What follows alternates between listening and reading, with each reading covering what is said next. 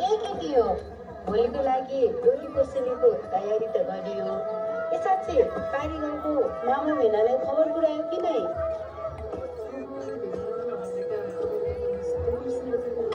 कान्छी अहिले जाँदा कारीगरको मामा भेनालाई खबर गर्दा आइज। ल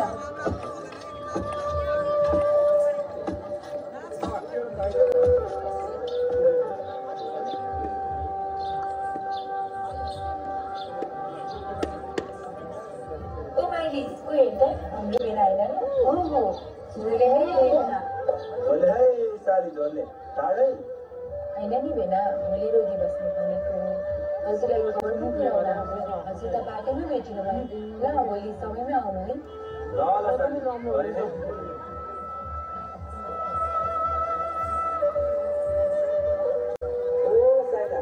भान्जी सालीहरूले रोटी बस्न बोलाछन् के अरे जाने होला नि?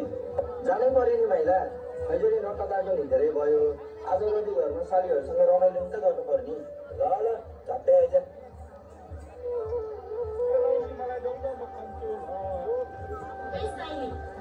मामा भेनाहरू त अझैसम्म पनि आइपुग्नु भएन त। कति आत्तिको एकैछिन पक न आइहाल्यो हुन्छ नि। यहाँ आफूलाई भेनालाई कतिखेर भेटु जस्तो लाग्छ। भेनाहरू आइपुग्नु भयो नि।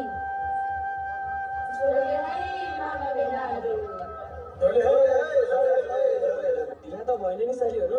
छैन भेना बस्नुहोस् न भेनाहरू। के कान्छी जग्गा लिएर आइज। जाउँ सालीहरू ल्याएर तत्त खानु पऱ्यो चिसो भयो। मामा भेनाहरू हाम्रो कसरी मलाई त्यतिले पुग्दैन है सालीहरू। अलि हाल के हो केटाहरू? ल्याउनु पर्यो।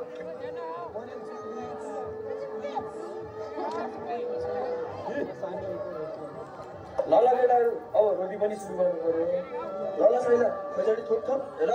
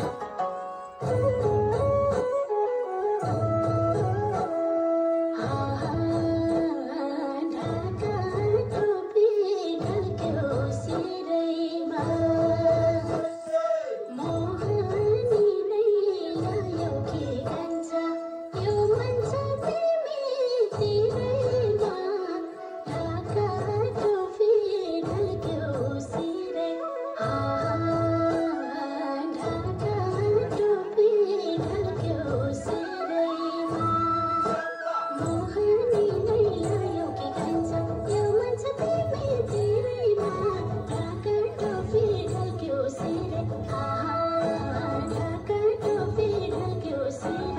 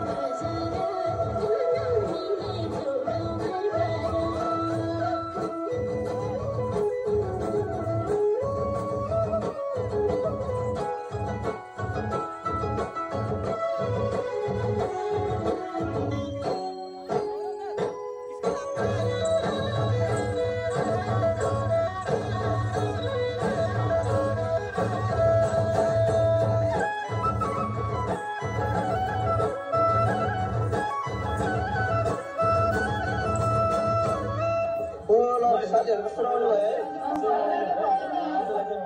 है ल अब उज्यालो पनि हुनु आँट्यो अब घर पनि त जानु पर्यो नि अर्को पटक फेरि भेट्ने बाचा गर्दै जान्छौँ है सानी छुट्टिनु त मन थिएन के गर्नु अर्को पटक रोड रस्ता गऱ्यो फेरि बोलाउँछ हस् हुन्छ साली माया चौधरी है लाग्छु है साली